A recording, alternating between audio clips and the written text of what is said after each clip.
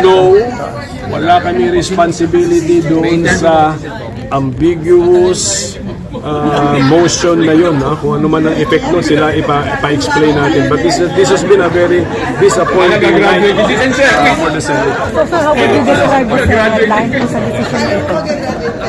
Well, ako'y nalulungkot, pero may saving grace na lang siguro tayo na may pinadala rin ang summons at sasagot pa rin ang impeached officer within 10 days from tomorrow. Pero pwede po bang tungkatin yan sa next Congress? Sa 20th?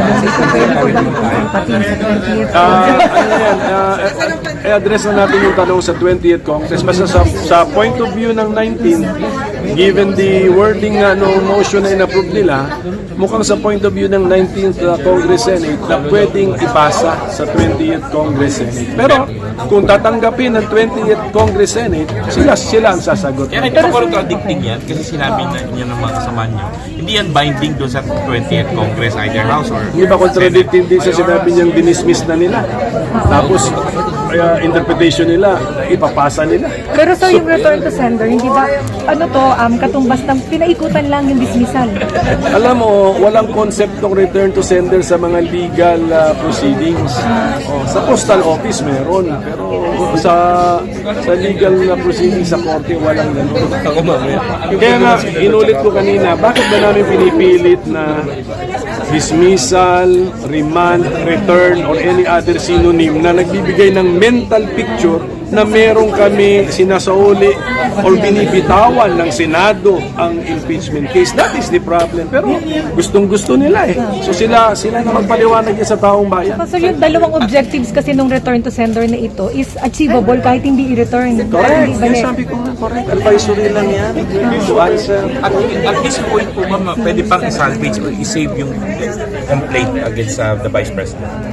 Well, sa ngayon, ang status bale is kailangan siyang mag-file ng kanyang answer pagtanggap niya ng summons. Will this open question sa korte?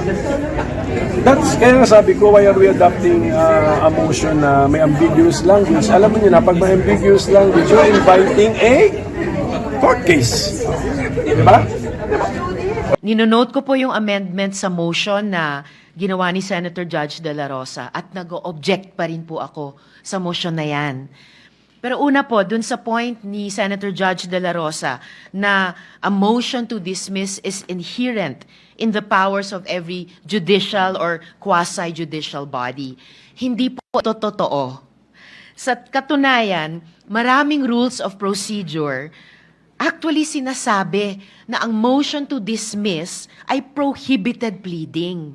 Gaya po ng rules of procedure na nag-govern sa mga intercorporate controversies. At kahit pa po kung kailan sila pinapayagan, yung motion to dismiss, a motion to dismiss is a litigious motion at hindi po pwedeng i-grant na hindi binibigyan yung affected party ng pagkakataon na marinig. Hindi lang po yan ang gusto kong puntuhin talaga, Mr. Presiding Officer.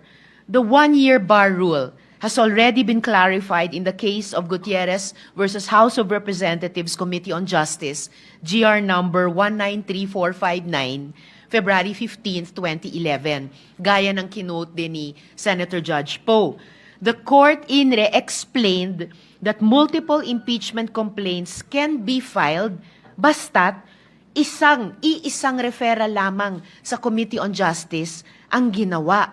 Hindi po nilalabag yung 1987 Constitution. Gutierrez explains the rationale for this and I quote, ibang quote po sa quote ni Senator Judge Poe. It becomes clear that the consideration behind the intended limitation refers to the element of time and not to the number of complaints.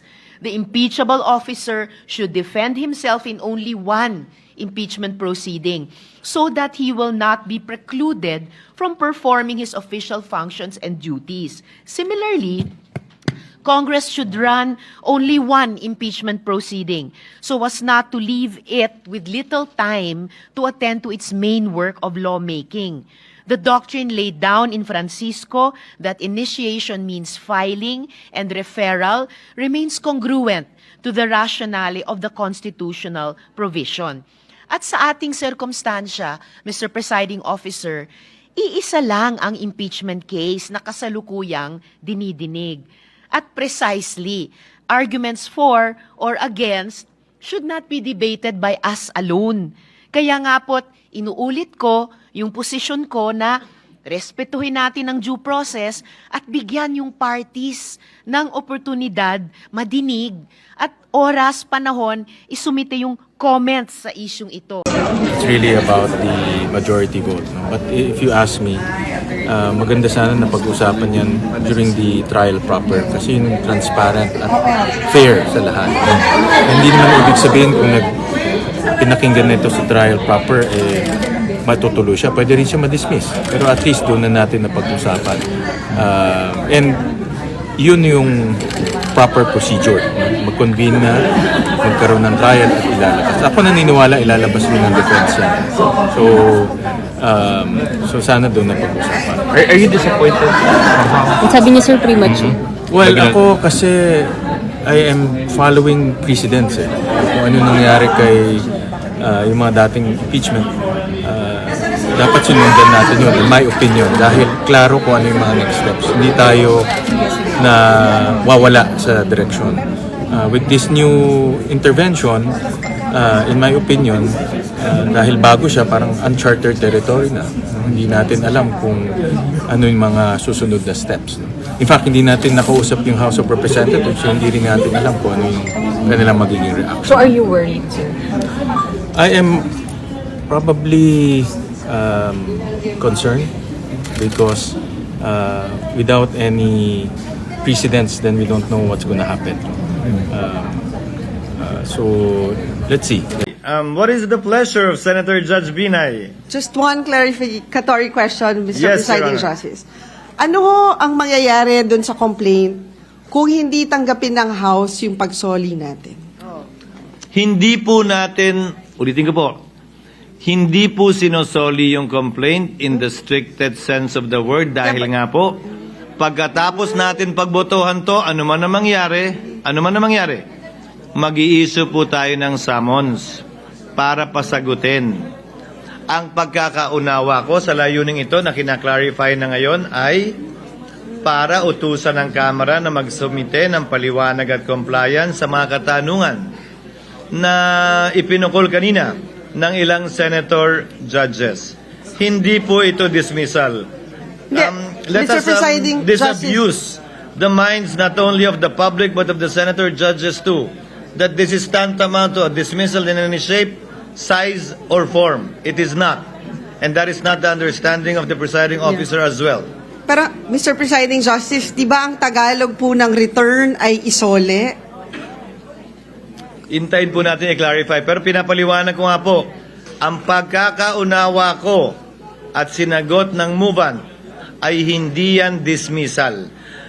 Those who are against the motion, if at all, can think and say all they want that it is. But it is not, and this will soon be proven by the issuance of a summons right after the vote, regardless of the outcome. So, Mr. Presiding Justice, hindi pwedeng baliwalain ng House of Representatives yung motion na gagawin natin, assuming na it will be... Utos po ng husgado yon sa Kamara na tumatayong prosecutor sa ngayon sa 19th Congress at maski na sa 20th Congress. Ito yung magiging dagdag patunay para sa presiding officer na itong kasong to ay tatawid sa ika-20 Kongreso at hindi mamamatay sa ika-19 na Kongreso. Another clarification, I'm sorry, but I think kasi yung unang posisyon ng ating presiding officer is we cannot compel the 20th Congress to be bound by our decisions. On the other hand, my question is, kung kunwari bukas matuloy yung trial natin at pumunta dito yung mga House prosecutors, hindi ba natin pwedeng tanungin sa kanila sa puntong yon na iklaro na nila yung mga tanong natin at tama din yung sinabi ni Senator Win na mas transparent ang sagot nila. Kasi hindi pwede yung sila-sila lang nag-uusap, isasubmit sa atin. We want to see how they're able to come up with that response and also how they're going to be defending it live with us. That's for the 20th Congress to decide. Why? That was what was discussed earlier. Kaya nga po, di ba, ang paliwanag, napakahabang diskusyon at debate ito, hindi natin kayang pagpasan. Yan ang sinabi ng karamihan. Hindi tayo pwede mag-judicial notice ng mga bagay-bagay na ito. Kaya nga po, para hindi masayang oras, pinapasumitin natin sila habang wala naman tayong pwedeng gawin at magawa. Dahil nga matatapos ang otoridad ng 19th Congress sa June 30.